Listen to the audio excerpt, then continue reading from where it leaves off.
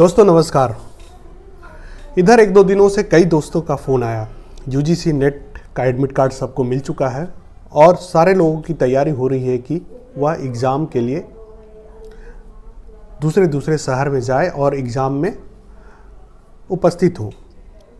कई दोस्तों ने इस तरह की मांग की मुझे कि आप थोड़ा बताइए कि यूजीसी नेट कैसे क्वालिफाई किया जाए। दोस्तों मैं आपको बता दूं कि मेरा यूजीसी नेट 4 बार हुआ है। सबसे शुरुआत में हुआ था 2012 में दिसंबर में, उसके बाद सबसे अंत में जो हुआ है वह 2018 में हुआ है और लगातार हुआ है। बीच में हालांकि मैं 1-2 साल नहीं दिया था, लेकिन लगातार हुआ है और 2 विषयों में मेरा यूजीसी नेट है, एक जर्नलिज्म एंड मास कम्युनिकेशन में और दूसरा वुमेन स्टडी में। तो इस लिहाजे से दोस्तों में एक धारणा बनी हुई है कि मुझे बहुत आता है, हालांकि मुझे ऐसा कभी लगा नहीं। और जब भी मैं देता था तो मैं अपने रिजल्ट के प्रति बहुत श्योर नहीं होता था कि मेरा हो जाएगा, लेकिन जब रिजल्ट आता था तो हो जाता था, या एग्ज़ाम देने के बाद जब कट ऑफ वगैरह देखता था तो लगता था हो जाना चाहिए। लेकिन एक जो कॉन्फिडेंस कहते हैं कि नहीं मैं अगली बार भी बैठूंगा तो निकाल लूँगा। तो प्रतियोगी परीक्षा के साथ सबसे बड़ी बात ये होती है कि आपको पता नहीं होता है कि आपका होने वाला है, क्योंकि आप कुछ भी जानते नहीं हैं। सब कुछ अनिश्चित होता है, अदृश्य होता है। आप सिर्फ तैयारी करके जाते हैं और फिर क्वेश्चन कैसा आएगा, आप उन क्वेश्चन को पढ़े हैं कि नहीं, समझे हैं कि नहीं, उनके बारे में थोड़ी ज्ञान आपको है कि नहीं, सब कुछ इस पर निर्भर होता है। इसलिए सबसे पहली साइकोलॉजी बहुत मायने रखती है जब आप किसी एग्ज़ाम को क्वालिफाई करने जाते हैं। अगर साइकोलॉजी आपकी स्ट्रांग है तो आप कर जाते हैं। अगर बहुत आप पढ़े हुए हैं, बहुत नॉलेज है, लेकिन अगर आपकी साइकोलॉजी डोल जाए या आपकी जो कॉन्फिडेंस है वो डोल जाए तो बहुत जानकारी होते हुए भी आप एग्ज़ाम में नहीं निकाल पाते हैं। तो जो कहते हैं ना कि सब कुछ ज्ञान नहीं होता, ज्ञान का रूपांतरण जब तक नहीं हो पाता, यानी कि आप उसको सही सही उत्तरों में नहीं बदल पाते हैं, तब तक आपका स्ट्रैटेजी या आपकी पढ़ाई बेकार चली जाती है। तो साइकोलॉजी मजबूत करने के लिए आपको मैं कुछ टिप्स दूंगा कि कैसे आप एग्ज़ाम में उपस्थित हो, एग्ज़ाम दें और एग्ज़ाम निकाले भी। सबसे बड़ी इसकी साइकोलॉजी यह है, पॉजिटिव साइकोलॉजी यह है कि इसके लिए कोई उम्र सीमा निर्धारित नहीं है, ना ही कोई चांस निर्धारित है। जैसे कि आप दूसरे एग्जाम को ले लें, यूपीएससी ले लें, कोई भी आप ले लें, स्टेट पीसीएस ले लें या एसएससी ले लें, सब में उम्र सीमा है, कुछ ना कुछ एक एज तक ही आप दे सकते हैं। यूजीसी नेट के लिए कोई एज नहीं है। दूसरा, इसमें बड़ी बात यह है कि इसमें चांस लिमिट नहीं है, जबकि यूपीएससी वगैरह में होता है 4 चांस 7 चांस, अलग अलग कैटेगरी के लिए अलग अलग चांसेस के तय हैं। लेकिन इसमें भी कोई चांस नहीं, आप चाहें तो लगातार दे सकते हैं, पूरे उम्र दे सकते हैं। तो एक उम्र सीमा नहीं है, एक चांस की कोई लिमिट नहीं है। तो ये एक अच्छा साइकोलॉजी है कि भाई चलो मेरे लिए कोई चांस का लिमिट नहीं है, उम्र की लिमिट नहीं है, तो मैं लड़ते रहूँगा, यानी कि मैं देते रहूँगा एग्ज़ाम हो या ना हो। तो ये होने या ना होने का जो टेंशन होता है ना, उससे आप थोड़ा सा मुक्त हो सकते हैं। हालांकि अगर आप जेआरएफ करना चाहते हैं और जेआरएफ के लिए जो है वह उम्र सीमा निर्धारित है, तो उसके लिए थोड़ा सा आपको ध्यान रखना होगा। लेकिन अगर आप जेआरएफ नहीं करना चाहते या जेआरएफ हो गया तो ठीक है, नहीं तो नेट केवल आपका अगर टारगेट है तो आपको थोड़ा रिलैक्स होना चाहिए कि इसमें कोई चांस या उम्र सीमा नहीं है। तो एक पहला साइकोलॉजी यह है जो आपको ऊर्जा देगा और आपके मनोबल को आगे बढ़ाएगा। दूसरा, जो पारंपरिक प्रतियोगी परीक्षाएं हैं जिसमें सारे परीक्षाएं आते हैं, यूपीएससी से होता है, एसएससी है, बैंकिंग है, सब में नेगेटिव मार्किंग होता है। यानी आपकी अगर गलत होती है आंसर तो आपके कुछ ना कुछ मार्क्स काट लिए जाते हैं और सही उत्तर का फिर जो निर्धारित है वो मिलता है। तो आप रिस्क नहीं ले पाते हैं, यानी कि कई बार आपको प्रोबेबिलिटी फैक्टर में लगता है ये उत्तर हो सकता है, लेकिन आप रिस्क नहीं लेते कि अगर गलत हो गया तो नेगेटिव मार्किंग लगेगा, तो हो सकता है कि मेरा नंबर कम जाए। लेकिन यूजीसी नेट पे नेगेटिव मार्किंग नहीं है। इसका फायदा यह होता है कि आप आराम से रिस्क ले सकते हैं। हालांकि मैं आपको बताऊंगा कि इसका मतलब ये नहीं है कि हम कुछ भी उत्तर लगा दें फिर आपका नंबर ही नहीं आएगा, मतलब नेगेटिव मार्किंग नहीं है तो 0 मार्क्स आपको मिलेंगे। लेकिन यह एक रिलैक्सिंग पॉइंट है कि आप जो पारंपरिक प्रतियोगी परीक्षा है उसकी तुलना में थोड़ा आप रिलैक्स होकर दे सकते हैं कि चलो इसमें नेगेटिव मार्किंग नहीं है, तो हम आराम से सारे क्वेश्चन के जवाब दे सकते हैं। तो ये 2 फैक्टर है जो आपको रिलैक्स करेगा। तीसरा एक और फैक्टर मैं आपको बता दूं कि आप इस एग्ज़ाम में जब आप उपस्थित होंगे तो आपको सारे उम्र के लोग मिलेंगे, बहुत सीनियर लोग भी मिलेंगे, बहुत यंग एज के भी लोग मिलेंगे। तो एक एग्जामोफोबिया जो होता है आपका दूर हो जाएगा, आपको लगेगा कि अरे मैं अकेला नहीं हूँ, बहुत सारे लोग हैं जो एग्ज़ाम में दे रहे हैं। तो जिन लोगों को थोड़ी झिझक होती है, थोड़ी शर्म आती है कि पता नहीं एग्ज़ाम देना ठीक रहेगा कि नहीं, वहाँ कोई जूनियर तो नहीं मिल जाए, कोई सीनियर तो नहीं मिल जाए, तो ऐसा नहीं है, बहुत ही मिक्स पॉपुलेशन होता है। यूजीसी नेट ऐसा मिक्स पॉपुलेशन आपको शायद ही किसी एग्जाम में नहीं ही मिलेगा, क्योंकि इसमें कोई उम्र सीमा नहीं होती, इसलिए बहुत सीनियर लोग भी आते हैं, एक्सपीरियंस लोग भी आते हैं और बहुत यंग लोग भी आते हैं, जो अभी जस्ट जिनका एमए हुआ है वो लोग भी होते हैं। तो इस तरह से भी आपका साइकोलॉजी मजबूत होता है कि आपके जैसे बहुत सारे लोग होंगे। अगर आप किसी भी उम्र के पड़ाव में हैं, आप अगर यूजीसी नेट के बारे में सोच रहे हैं तो आप गलत नहीं हैं।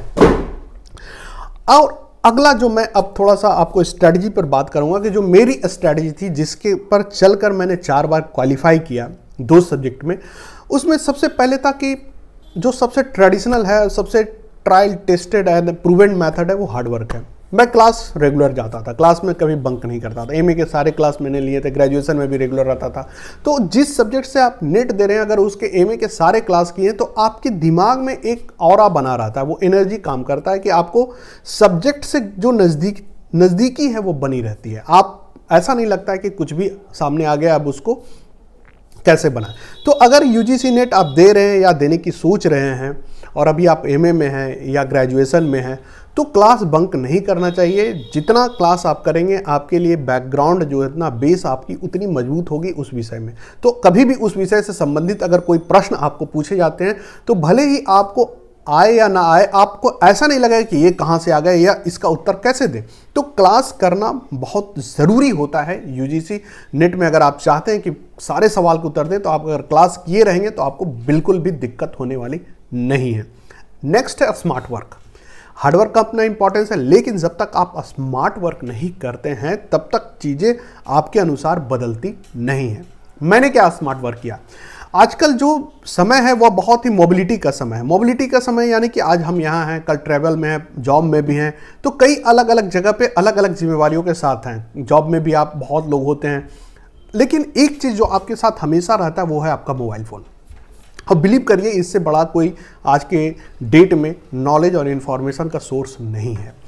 तो इंटरनेट का आप प्रयोग करिए, और उसका मैं प्रयोग कैसे करना, कई सारे आपको ऐप मिल जाएंगे। जैसे मैं खुद ही ये वीडियो बना रहा हूँ, आपको ये वीडियो यूट्यूब पर मिलेंगे, तो आप इसको देख सकते हैं। इसी तरह से कई सारे वीडियो आपको एकेडमिक मिल जाएंगे, आप उन वीडियो को देखिए और वहाँ से भी लर्न करिए। उसके अलावा कई सारे आपको ऐप हैं जिस पर हम लोग ने बना रखा है कई सारे वीडियो के फ्री ऐप कौन से, उन सब ऐप पर आप जाएंगे तो आपको बहुत सारे एजुकेशनल कंटेंट मिल जाएंगे जिसको आप पढ़ सकते हैं।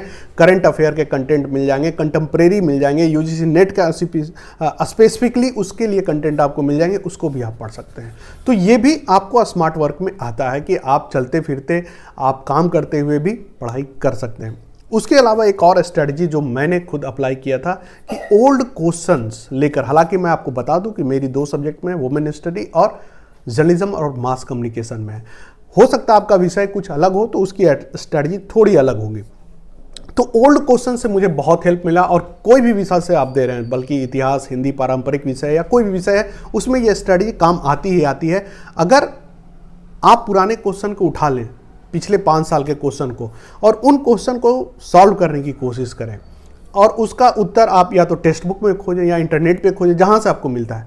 इस तरह से अगर आप तैयारी करेंगे तो बिलीव मी कि आपको इतना कॉन्फिडेंस हो जाएगा, क्योंकि वो क्वेश्चन आए हुए होते हैं। तो आपको लगता है कि आप जो तैयारी कर रहे हैं वो व्यवहारिक है और वह एकदम मिलता जुलता है, इसलिए अगर आप नेट में आएंगे तो जरूर कर जाएंगे। जैसे होता है ना, क्वेश्चन दिखता है, अरे मैं होता तो कर जाता, तो आपको ये फीलिंग बार बार आएगी कि इस बार अगर ऐसा क्वेश्चन आए तो मैं कर जाऊंगा, तो ये कर जाऊंगा वाला फीलिंग आपको आने लगेगा।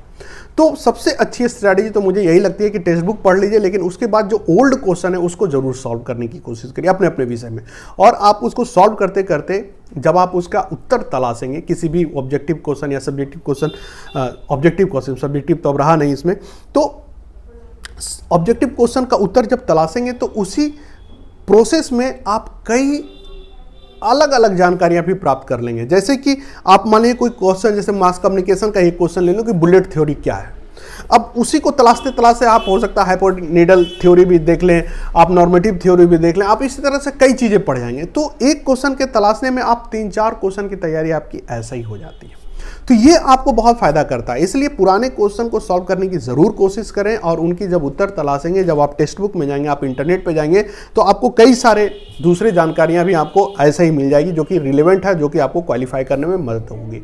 सबसे मजबूत स्ट्रेटजी मेरे अनुसार यही है। और मैं खुद बहुत टेक्स्ट बुक नहीं पढ़ पाया था क्योंकि बहुत सारे टेक्स्ट बुक थे नहीं मेरे पास, लेकिन ये मैंने किया था यूजीसी के साइट से ही सारे क्वेश्चन डाउनलोड कर लिए। तब तो क्वेश्चन बैंक भी आता है जो ऑनलाइन मिल जाते हैं आपको प्रिपरेशन के लिए, पेपर 1 पेपर 2 के बहुत सारे किताब। लेकिन जब शुरुआती दौर में मैं था तो उतना सारे नहीं होते थे, लेकिन क्वेश्चन मिल गया था पुराना, तो उसी से मैं तैयारी करते करते मुझे इतनी पकड़ हो गई थी कि समझ में आने लगा था कि कहाँ से क्वेश्चन आ रहा है या क्या पूछा जा रहा है। भले ही उत्तर ना आता हो, लेकिन उत्तर क्या हो सकता है ये मुझे आइडिया हो गया, या प्रश्न कहाँ से आया ये मुझे पता चल जाता था। तो ये भी पता होना बड़ी बात है। बहुत सारे छात्रों को तो ये भी नहीं पता होता कि प्रश्न पूछा कहाँ से गया है, तो ये भी पता होना बहुत ज़रूरी होता है।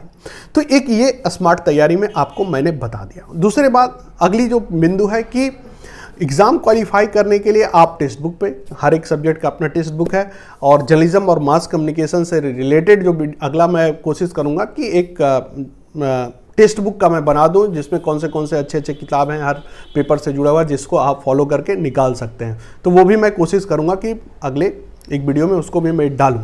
लेकिन आपका जो भी विषय है उससे जुड़ा हुआ जो बेसिक टेक्स्ट बुक है उसको भी पढ़ें। उसके अलावा टाटा माइक्रो हिल का या अरिहंत का जो पेपर 1 पेपर 2 का होता है, अमेजॉन पर है या आप दुकान से भी परचेज कर सकते हैं, वो आप ज़रूर रिफ़र करें, सब्जेक्ट से भी जुड़ा हुआ, और वह बहुत कारगर आपको होगा अगर आप कर पाते हैं। तो नहीं कर पाते तो पुराने क्वेश्चन सही करेंगे तो आपका हो जाएगा, ये आप बिलीव करिए। लेकिन अगर आपको समय मिलता है और आप चाहते हैं जेआरएफ निकले, तो आपको और इन डेप्थ स्टडी करना होगा। तो उसके लिए आप ये स्ट्रेटजी कर सकते हैं कि टेक्स्ट बुक का सहायता ले सकते हैं, और जो टेक्स्ट बुक है वो आपको बेसिक जानकारी देगी, रूट लेवल की कंसेप्चुअल नॉलेज देगी, और वह बहुत काम करने वाला है आपके लिए। तो ये भी एक मेरी स्ट्रेटजी थी कि मैं पढ़ाई भी किया था टेक्स्ट बुक वगैरह से, कुछ किताबों को मैंने रिफ़र किया था। उसके अलावा एक और मैं आपको बताऊं कि एग्ज़ाम में क्या स्ट्रेटजी है, ये बहुत मायने। आप पूरी पढ़ाई कर लिए, अब एग्ज़ाम में क्या स्ट्रेटजी है वो भी बहुत मायने रखता है। एग्ज़ाम में सबसे पहली बड़ी बात आप जान जाइए, 2 चीज़ मैंने आपको बता दिया था, उसमें से एक चीज़ बहुत इंपॉर्टेंट है कि इसमें नेगेटिव मार्किंग नहीं है। इसलिए आपका कोई भी क्वेश्चन छूटना नहीं चाहिए, ध्यान रखिएगा। इसमें जो लोग कई एग्ज़ाम में अपेयर होते हैं उनके साथ दिक्कत होती है कि उनके दिमाग में होता है कि नेगेटिव मार्किंग होता है, तो इसलिए कुछ भी नहीं लगाना है। इस चक्कर में वो कई क्वेश्चन छोड़ देते हैं, जबकि यूजीसी नेट में नेगेटिव मार्किंग नहीं है। इसलिए एक भी क्वेश्चन को आप ब्लैंक मत छोड़िए, हर क्वेश्चन का कुछ ना कुछ उत्तर तो लगाइए। लेकिन अब इससे अगला पॉइंट यह है कि आप बिल्कुल ब्लाइंडली मत उत्तर लगाइए। बिल्कुल ब्लाइंडली से कहने का मतलब यह है कि कुछ भी आंख मूंद कर लगा दिए, तो फिर ऐसे भी वो सही नहीं होगा, तो आप क्वालिफाई नहीं कर पाएंगे। ज़रूरी यह है कि आप सॉर्ट आउट करिए ऑप्शन को। सॉर्ट आउट यानी कि 4 ऑप्शन हैं, उन चारों में से अगर मैं 2 को ट्रेस कर लेता हूं कि 2 तो नहीं होंगे, किसी कारणवश मुझे लग गया कि ये 2 नहीं है, तो उन दोनों में से अगर विकल्प 50-50 वाला जो ऐसे केबीसी वाला होता है, कौन बनेगा करोड़पति, उस तरह से सॉर्ट आउट करके क्वेश्चन से बात करने की कोशिश करिए कि भाई क्या होगा। तो कई बार आप विकल्प को देखकर आप क्वेश्चन को समझ सकते हैं, और कई बार क्वेश्चन को देखकर आप विकल्प को समझ सकते हैं। ऐसा होता है कि कई बार आप क्वेश्चन पढ़ते हैं आपको समझ में नहीं आता, लेकिन विकल्प से देखते हैं तो आपको समझ में आता है। और एक बहुत इंपॉर्टेंट बात जो मैं आपको बता रहा हूँ, ये आप गौर जरूर फरमाइएगा कि क्वेश्चन 2 लैंग्वेज में होता है, इंग्लिश और हिंदी में। कई बार आप मान लीजिए इंग्लिश लैंग्वेज को आप प्रेफर करते हैं, इंग्लिश में कुछ समझ में नहीं आ रहा, आप हिंदी का ज़रूर देखिए उसी क्वेश्चन को, हो सकता है हिंदी में आपका कंसेप्ट क्लियर हो जाए। या आप हिंदी को अगर प्रेफर कर रहे हैं तो कई चीज़ें अगर नहीं समझ में आ रहे तो इंग्लिश को ज़रूर एक बार देखिए। दोनों लैंग्वेज में आप देखेंगे तो आपको अच्छी समझ में आएगी। और मैं ये भी बता दूँ कि यूजीसी नेट में पेपर 1 जो सबके लिए कॉमन होता है, वो थोड़ा सा उसमें टाइम का बहुत इंपॉर्टेंस रहता है, पेपर 2 में भी रहता है, लेकिन पेपर 3 जो सब्जेक्ट से जुड़ा होता है, मतलब कि अपने ही विषय से जुड़ा होता है, उसमें थोड़ा सा लिबर्टी टाइम का मिल जाता है। पेपर 2 पेपर 3 में आपको टाइम मिल जाता है, तो आप आराम से उसमें मतलब कि थोड़ा सा समय को आप यूज़ कर सकते हैं। इसलिए बहुत हड़बड़ी में नहीं रहना चाहिए। पहले पेपर में टाइम बहुत ये रहता है, उसमें थोड़ा टाइम का ध्यान रखना पड़ता है, लेकिन पेपर 2 पेपर 3 में आप आराम से आपके विषय का उसमें थोड़ा समय मिल जाता है। खास करके मैं पेपर 3 में बात कर रहा हूँ, उसमें समय मिलता है। इसलिए क्वेश्चन को ना बात करिए, क्वेश्चन से थोड़ा सा समझने की कोशिश करिए। जो नहीं आ रहा है, जो आ रहा है वो तो आप कर ही देंगे, वो तो आपको रुकेगा ही नहीं हाथ, वो तो तुरंत टिक मार कर देंगे, तुरंत कलर भी कर देंगे, बॉक्स आप रख देंगे। लेकिन जो नहीं आ रहा है लास्ट में, और ये काम कब करना है? लास्ट में करना है। जब जितने क्वेश्चन आपको आ रहे हैं पहले आप उनको सारे लगा लीजिए,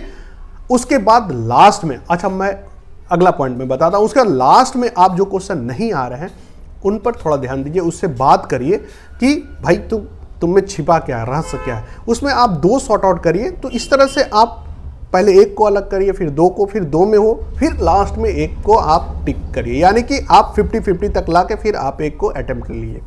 तो ये एक स्ट्रेटजी। एक और स्ट्रेटजी मैं आपको बताऊंगा जो बहुत जरूरी है।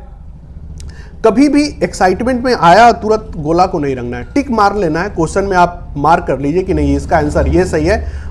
रंगने का काम लास्ट के 5 मिनट ध्यान दीजिएगा, 5 या 7 मिनट आपको रंगने में लगेंगे, वह आप बचा कर रखिएगा, वो लास्ट में करिएगा। लेकिन उसमें कहीं भी कोताही मत करिएगा कि 2 मिनट में हम रंग लेंगे, बाद में फिर कॉपी छीन जाएगी और आप मतलब बहुत ही वो नर्वसनेस वाला सिचुएशन होगा। लेकिन हाँ, लास्ट के 10 मिनट 7 मिनट अपनी स्पीड देख लीजिए आप कितना जल्दी रंगते हैं, वह बचा करके। लेकिन कम से कम 7 से 8 मिनट तो बचाना चाहिए, मतलब 8 मिनट तो मुझे लग रहा है कि सेफ साइड आप रखिए। लेकिन अगर आपको लगता है थोड़ा तो 10 मिनट में आप आराम से 50 क्वेश्चन को रंग देंगे, इसमें कोई शक नहीं। तो लास्ट के वो रखिए, लेकिन टिक पहले मार लीजिए जो लगता है।